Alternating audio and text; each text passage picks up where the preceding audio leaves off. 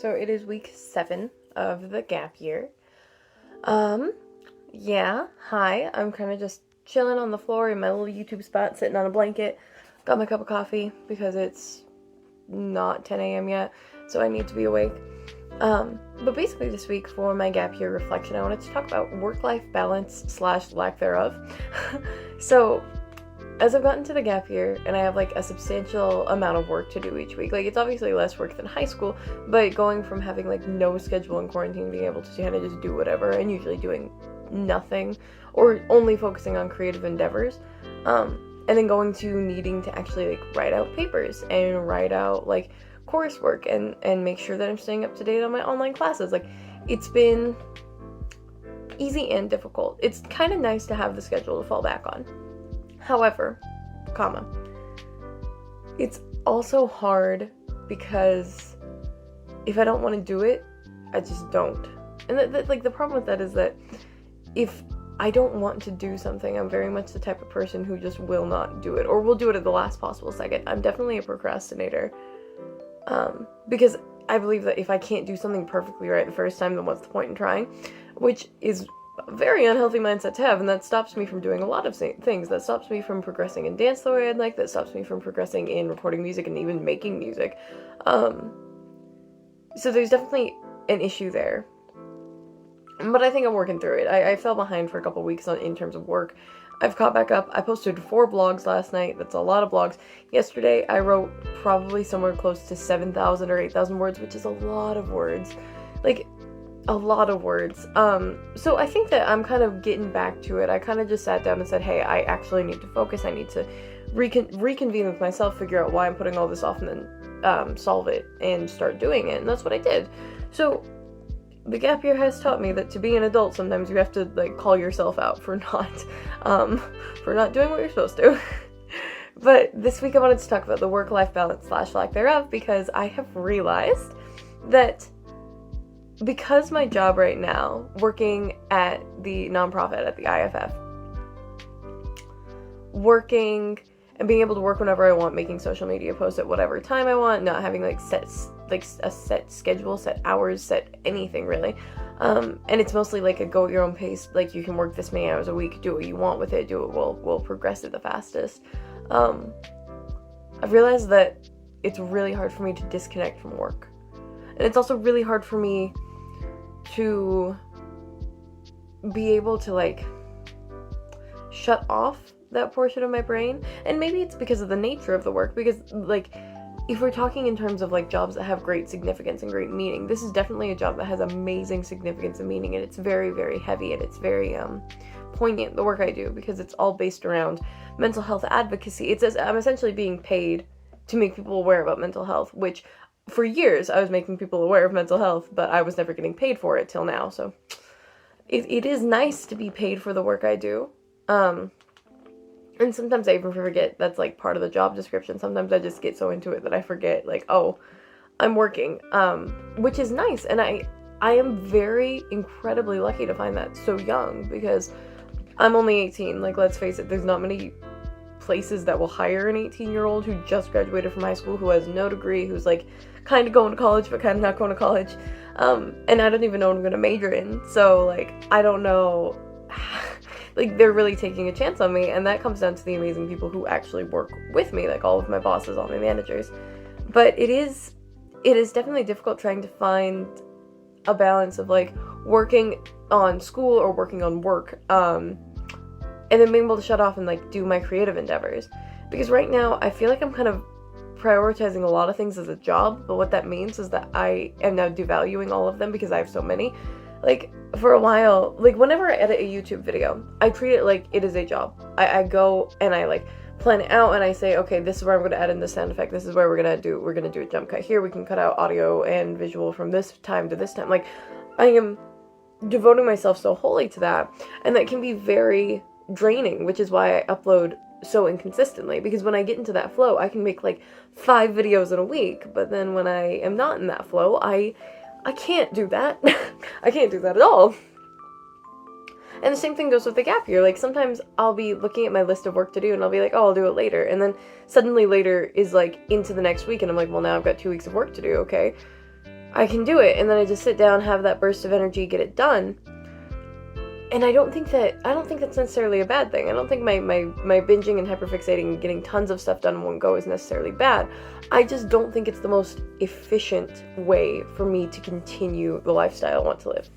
Because thinking about me becoming either a musician, music producer, performer, like, that is dedication all the time, 24/7. You always have to be thinking about, okay, I'm going to be performing here, this is where I have this gig, this is where I need to do this, I need to promote on social media in this way. Like, you always have to be thinking of that. But then with like medicine, which is the other thing I'm very passionate about, you can't just sometimes go to med school. Like, you're either in med school or you're not in med school. And if I am in med school, if I get to that point where I'm in NYU and I'm becoming a neurologist, I'm becoming a neurosurgeon, like, all of those things, I will need to devote myself so wholly to that. And maybe I'm greedy. I don't think of it as greed. I think of it as passion, and being well-rounded. But I know that I will have a very, very hard time trying to prioritize 100% one single endeavor. And I don't think that's a bad thing. I just don't think it's a good thing for whatever I'm trying to focus on.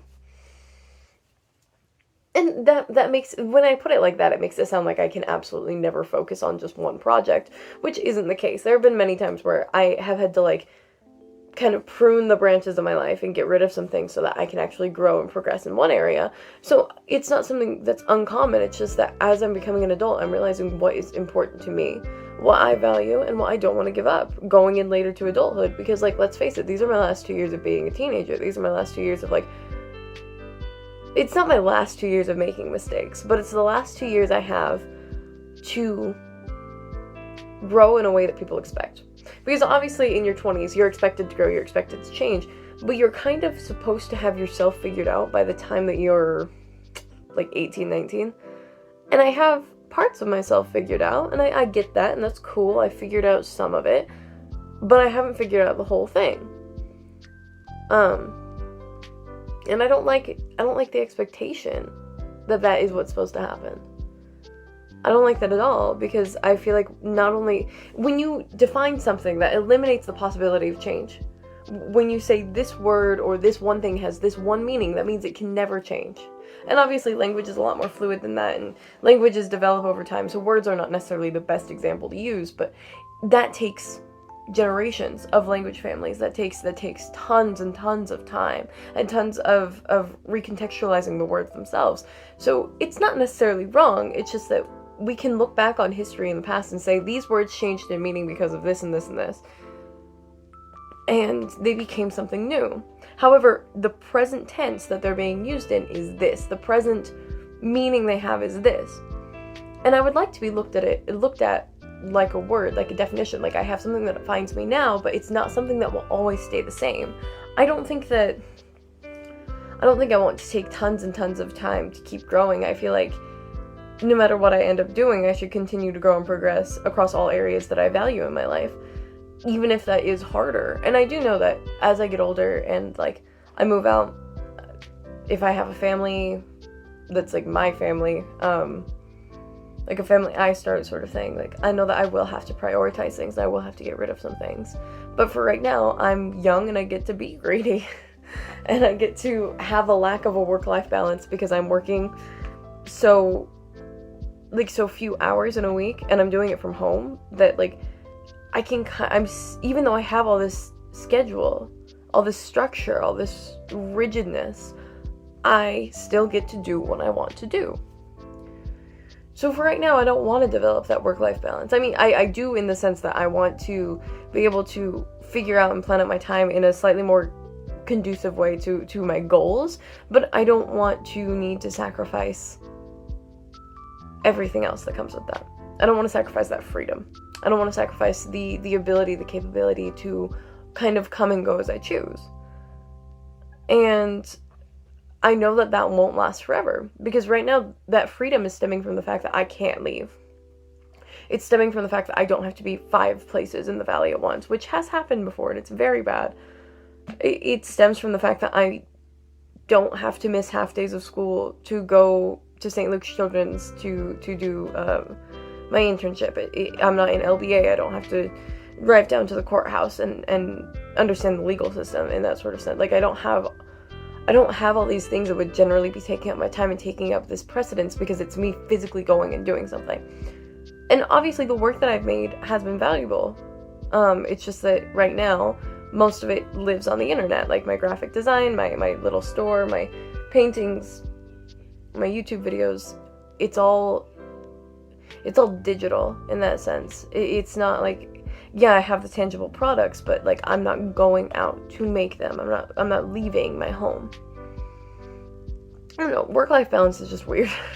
Figuring out what you want to do and then figuring out how to actually make it something succinct and doable, and just halting everything else has never been in my taste, because I very much like to have variety. I like to do many things. I like to be an artist of all sorts. So basically, if this were to be boiled down to one sentence, I would just say I'm incredibly lucky that I get to not prioritize a work-life balance, but I know when that day comes, I'm definitely going to look back on this time and be very grateful for it.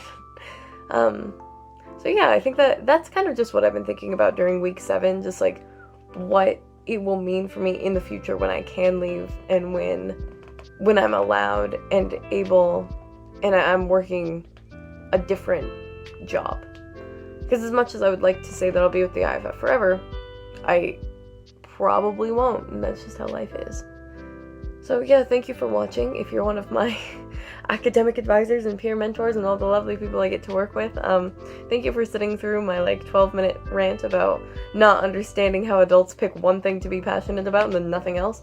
So yeah, thank you very much. I will see you in the next one, which will either be next week or the week after that. I don't know. I like filming videos. So it'll be sometime. Bye.